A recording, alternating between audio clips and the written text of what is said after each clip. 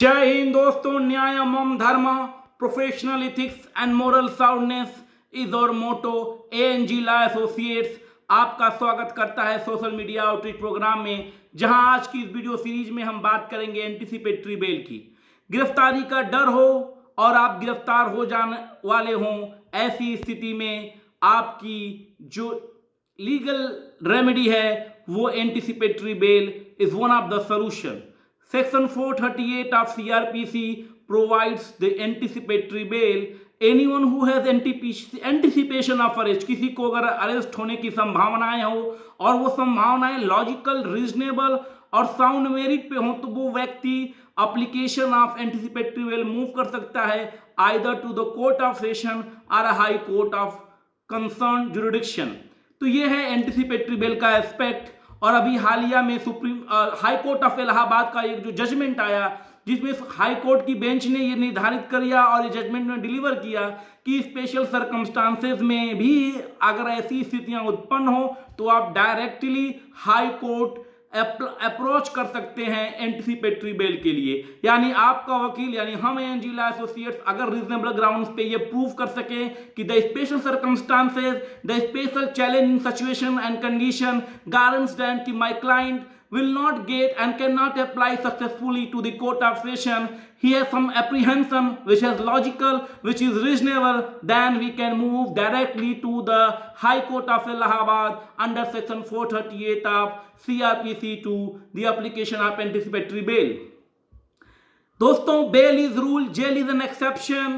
Innocence till proven guilty beyond doubt is the basic assumption, one of the frowned and one of the most prominent principles of the criminal jurisprudence system in our country. तो ऐसी स्थिति में आप कहेंगे कि arrest का concept क्यों है? अरेस्ट भैया इसलिए है कि बहुत से लोग ऐसे हैं जो लॉ अबाइडिंग नहीं हैं, जो लॉ के इस पर्टिकुलर एस्पेक्ट का दुरुपयोग कर सकते हैं, इसलिए अरेस्ट का कॉन्सेप्ट है। और अरेस्ट का कॉन्सेप्ट का लिमिटेशन और स्कोप यही है कि कहीं आप प्रोसेस ऑफ लॉ को फ्ली करके कहीं बाहर न चले जाएं, लॉ ऑफ द लैंड से दूर नहीं चले जाएं, उस इन्वेस्टिगेशन के प्रोसेस में आप विटनेसेस को हैम्पर न करें, इन्वेस्टिगेशन के प्रोसेस को टेम्पर न करें आप, और किसी तरह से विक्टिम को दोबारा आप परेशान न करें। इन सारी चीजों को सुनिश्चित करने के लिए अरेस्ट की प्रक्रिया है दोस्तों।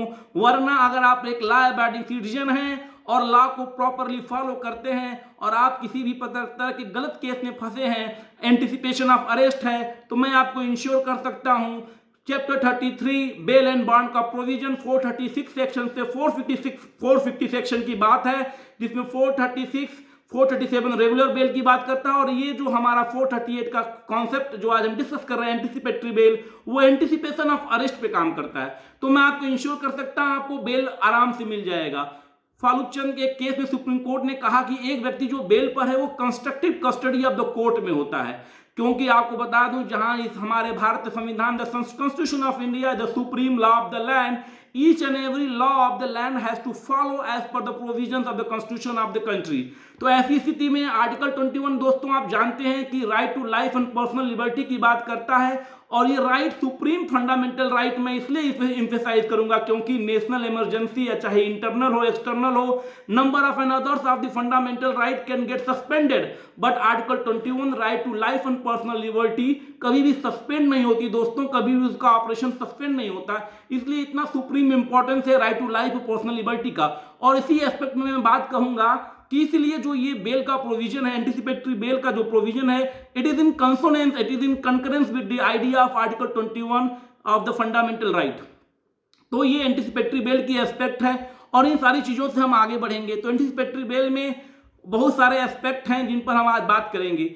इसमें one of the major judgment है Gurbaksh Singh Sibbia versus state of Punjab में सुप्रीम कोर्ट ने प्रिंसिपल्स और गाइडलाइंस दिया कि क्या क्या हमें एंटीसिपेटरी बेल को ग्रांट करते वक्त ध्यान में रखना होता है, और सुप्रीम कोर्ट ने इसमें स्पेसिफाइड किया। और एक केस आता है रघुवीर वर्सेस स्टेट ऑफ बिहार में, जिसमें वो सारे कंडीशंस की बात की गई, जिसमें अगर आप उनको फुलफिल नहीं करते हैं तो आपका एंटीसिपेटरी बेल कैंसिल हो जाएगा। और इस Gurbaksh Singh Sibbia versus state of Punjab वाले जजमेंट में सुप्रीम कोर्ट ने कुछ कंडीशनैलिटीज की बात की, जो सेक्शन 438 सब क्लॉज 2 में होता है, कंडीशनल बेल, यानी कि एंटीसिपेटरी बेल ग्रांट करते वक्त जो कोर्ट है वो कुछ कंडीशंस अप्लाई कर सकती है एंटिसिपेटरी बेल में, ताकि जो प्रोसेस ऑफ क्रिमिनल जुरिस्प्रूडेंस वो हैम्पर नहीं हो। तो ये सारी बातें हैं।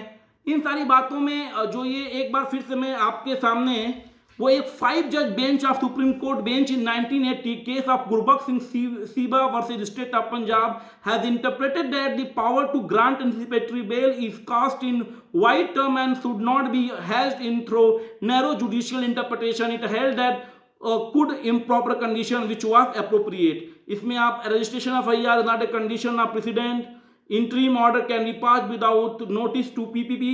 मतलब सारे प्रोविजंस और गाइडलाइंस की बात की गई, जिसमें ये सारी कंसीडरेंस मोटा मोटी बात किया जाए तो आपका क्रिमिनल हिस्ट्री, आपकी FIR की जो एक्विजिशन है वो, आप मतलब कि प्रोसेस ऑफ दी मतलब क्रिमिनल जुरिस्प्रूडेंस को क्रॉस तो नहीं कर जाएंगे, और आप इस कंट्री को छोड़ के भाग तो नहीं जाएंगे। ये सारी चीज़ें कंसीडर होती हैं एंटिसिपेटरी बेल को ग्रांट करते वक्त। तो ये सारी चीज़ें अगर ध्यान में हैं और ये चीज़ें आपके फेवरेबल में हैं तो कंसर्निंग कोर्ट जो है आपको एंटिसिपेटरी बेल ग्रांट कर देती है। और दूसरी बात है कि इसी Gurbaksh Singh Sibbia versus state of Punjab में कंडीशन एक्स्ट्रा लगाने की बात की गई। ये लगाया गया कि अगर मान लीजिए एंटिसिपेटरी बेल ग्रांट कर रहे हैं, क्योंकि भाई आर्टिकल 21 गाइडिंग प्रिंसिपल है और जो प्रोसिक्यूशन है नंबर ऑफ क्वेश्चंस रेजेस करता है, तो जो कोर्ट है इस पर्टिकुलर प्रोसेस को बैलेंस करने के लिए जैसे कि आपको ऑर्डर कर सकती है एंटिसिपेटरी बेल के साथ साथ कि आप भाई फलाने तारीख को पुलिस जब बुलाए तो आप वहां पहुंच जाइए, इन्वेस्टिगेशन प्रोसेस को आप हैम्पर नहीं करेंगे, आप साथ ही साथ कंट्री छोड़ के बाहर नहीं जाएंगे, अपने पासपोर्ट को आप जमा कर देंगे, आदि अनादि तरह के जो प्रोटेक्टिव मेजर्स हैं वो कंडीशंस के रूप में कोर्ट आपके ऊपर एंटिसिपेटरी बेल के दौरान थोप सकती है। और एक सबसे इंपॉर्टेंट बात बता दूं दोस्तों कि जो एंटिसिपेटरी बेल है वो नॉन बेलेबल केसेस में ही लागू होती। आप कोग्नाइजेबल ऑफेंस हो, नॉन कोग्नाइजेबल ऑफेंस हो, इससे मैटर नहीं है, लेकिन वो नॉन बेलेबल ऑफेंस है तो उसमें एंटिसिपेटरी बेल अप्लाई होती है। ये कोर्ट ऑफ सेशन या हाई कोर्ट में जा सकते हैं, लेकिन अभी रिसेंटली हाई कोर्ट में जजमेंट के अनुसार आप डायरेक्टली स्पेशल सर्कमस्टांसेस को अगर आप प्रूव कर सकते हैं तो डायरेक्टली मूव कर सकते हैं आप हाई कोर्ट को भी। और माइनर के केसेस में ये हमेशा बात उठती है कि क्या माइनर के केस में हम एंटिसिपेटरी बेल के थ्रू जा सकते हैं। एक माइनर, तो माइनर के केस में मैं बता दूं कि juvenile justice act 2015 guiding principal है, कॉम्प्रिहेंसिव और इंक्लूसिव प्रिंसिपल है। लेकिन अगर दो एस्पेक्ट है, FIR फाइल होने के पहले, FIR फाइल होने के बाद। अगर FIR फाइल होने के पहले आप एंटिसिपेटरी बेल के लिए माइनर मूव करता है तो आपको इंश्योर कर दूं कि कोर्ट जिस कोर्ट में जाएंगे, आप कोर्ट ऑफ सेशन को या हाई कोर्ट को, आपका एंटिसिपेटरी बेल ग्रांट हो जाएगा। लेकिन आप अगर FIR फाइल होने के बाद एंटिसिपेटरी बेल से रेमेडी सीक करना चाहेंगे तो ये रेमेडी पॉसिबल नहीं है। क्योंकि ये रेमेडी इसलिए नहीं पॉसिबल है क्योंकि FIR फाइल हो जाने के बाद वो पूरा प्रोसेस जुवेनाइल जस्टिस एक्ट 2015 के अंतर्गत आ जाता है। एंटिसिपेटरी बेल दोस्तों आया कैसे? 1973 क्रिमिनल जुरिस्प्रूडेंस सिस्टम के पहले एंटिसिपेटरी बेल का कॉन्सेप्ट नहीं था, लेकिन लॉ कमीशन की रिपोर्ट में पता चला कि अरेस्ट जो है, जो एक पावर है, वो पुलिस बहुत ही डिस्क्रिशनरी और करप्ट वे में यूज कर रही है। पुलिस करप्शन का एक बहुत बड़ा कारण है अरेस्ट। तो इस पर्टिकुलर प्रोसेस को ओवरराइड करने के लिए एंटिसिपेटरी बेल का प्रोविजन आया और लॉ कमीशन के रिकमेंडेशन पे 430 सेक्शन एंटिसिपेटरी बेल ऑपरेशन हुआ। तो ये एंटिसिपेटरी बेल की एक छोटी सी कहानी रही। तो हमारे यूपी की अगर बात करें तो 28 नवंबर 1975 से हमारे यूपी में अभी 2019 तक एंटिसिपेटरी बेल का ऑपरेशन नहीं चल रहा था। ये सस्पेंडेड था यूपी के स्पेशल एक्ट के द्वारा। लेकिन अब 6 जून 2019 से फिर से यूपी में एंटिसिपेटरी बेल का एप्लीकेशन चालू हो गया। यानी अब यूपी में भी एंटिसिपेटरी बेल के लिए आप हाई कोर्ट आ सकते हैं। आपका स्वागत है हाई कोर्ट में, और जेन्युइनली रीजन होगा। अब आप लॉ अबाइडिंग सिटीजन हैं और आपको गलत फंसाया गया है, there is a genuine cause in your notion, तो आपको ये गारंटी है कि आपको एंटिसिपेटरी बेल दिला दिया जाए। क्योंकि कोर्ट, चाहे वो सुप्रीम कोर्ट का जजमेंट हो गुरबख्श सिंह सीबा में हो, या अभी रिसेंट हमारे हाई कोर्ट इलाहाबाद में सिद्धार्थ सर की बेंच का जजमेंट हो, या और बेंचेस का जजमेंट आया हो, उसमें एंटिसिपेटरी बेल की बहुत ही प्रॉपर और क्लियर गाइडलाइन है। उसके थ्रू आपको एंटिसिपेटरी बेल का मिलना तय है दोस्तों। अब हम 26 यानी 6 जून 2019 से यूपी में भी एंटिसिपेटरी बेल का प्रोविजन चालू हो गया है दोस्तों। प्रभाकर तिवारी बनाम यूपी में सुप्रीम कोर्ट ने स्पष्ट किया कि अपराध की गंभीरता और अन्य मामलों का लंबित होना जमानत से इनकार करने का कारण नहीं है दोस्तों। और ये जो एक प्री कंसेप्ट नोशन है बहुत सारे वेंचर्स में कि 302 देख के सेक्शन 302 लगा है यार, उनके पास एक क्रिमिनल हिस्ट्री है, तो जो बेल नहीं मिलता है, बेल रिजेक्ट हो जाता है, उसके लिए एक संजीवनी बूटी जैसा जजमेंट आया है प्रभाकर तिवारी बनाम यूपी वाले केस में। आप अगर कन्विंस कर सकते हैं और लॉजिकली अपनी बातों को रख सकते हैं, लॉफुल अवॉइडिंग सिटीजन है, तो कंसिडरेबल ग्राउंड बनते हैं आपके बेल में, क्योंकि bail is rule, jail is an exception, but due to number of preoccupation and presumptions and number of fall out in the criminal jurisprudence system, अब arrest rule हो गया है, jail exception हो गया, bell exception हो गया है। तो यही चीजों को थोड़ा करेक्ट करने की जरूरत है, और जरूरत यह है कि क्रिमिनल जुरिस्प्रूडेंस सिस्टम में भी एक रिफॉर्म आए, इन्वेस्टिगेशन की टीम और लॉ एंड ऑर्डर को मेंटेन करने की टीम के बीच में प्रॉपर डिस्टिंक्शन होगा, तो ये प्रोसेस और ही आसान और बेहतर हो जाएगा। और अभी एक रिसेंट जजमेंट था जिसको मैं रखना चाहूंगा आपके बीच में, एंटीसिपेटरी बेल के लाइफ के ऊपर ये जजमेंट था कि एंटीसिपेटरी बेल का लाइफ कितना होता है, कितना लाइफ नहीं होता है, और एंटीसिपेटरी बेल आपको अगर एक बार मिल गया तो उसकी लाइफ कितनी देर तक होती है। ये जजमेंट था Sushila Agarwal versus state of NCT of Delhi में।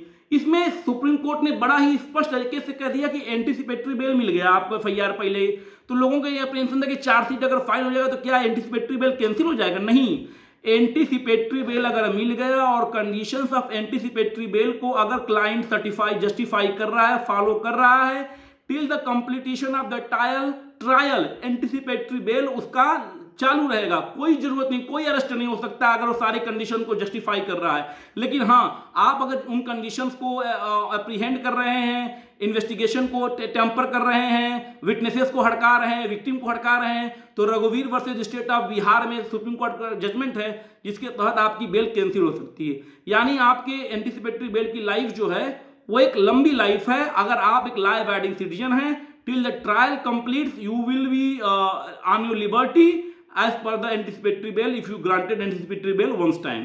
तो एंटीसिपेटरी बेल का ऑपरेशन कब आएगा? ऐसा नहीं कि एंटीसिपेटरी बेल आपको मिल गया, इसका ऑपरेशन स्टार्ट हो गया। जब आप अरेस्ट होंगे, अरेस्ट होते ही एंटीसिपेटरी बेल ऑपरेशन में आ जाएगा और आप छूट जाएंगे। एंटीसिपेटरी बेल जो है कि ब्लैंकेट व्यवस्था नहीं है, यानी आपको एक बार एंटीसिपेटरी बेल आपने कोर्ट से ले लिया, आप अपराध करने के लिए फ्री हो गए। आप कंसर्न कॉज ऑफ एक्शन के लिए ही आपको एंटीसिपेटरी बेल मिली हुई है, इसका आप नाजायज फायदा नहीं उठा सकते हैं। और एक चीज और दोस्तों मैं कहना चाहूंगा कि एंटीसिपेटरी बेल जो है वो अगर आप कहीं कोर्ट ऑफ सेशन में या हाई कोर्ट में मूव किए हैं तो एंटीसिपेटरी बेल आपका रिजेक्ट हो गया, तो ये इसका मतलब ही नहीं कि पुलिस आपको गिरफ्तार कर लेगी। पुलिस आपको गिरफ्तार नहीं करेगी जब तक गिरफ्तारी करने का और उसका रीजन नहीं बनता है। एफआईआर फाइल होने के पहले भी आप एंटीसिपेटरी बेल के लिए मूव कर सकते हैं, एफआईआर फाइल हो जाने के बाद भी आप एंटीसिपेटरी बेल के लिए मूव कर सकते हैं। और एंटीसिपेटरी बेल की लाइफ को आपने देख लिया। अगर एक लॉ अबाइडिंग सिटीजन है, आप लॉ प्रोसेस और कंडीशन को जस्टिफाई कर सकते हैं और लॉ ऑफ द लैंड पे आपका भरोसा है, तो एंटीसिपेटरी बेल रियली आपके लिए एक बहुत बड़ा अचूक ब्रह्मास्त्र है।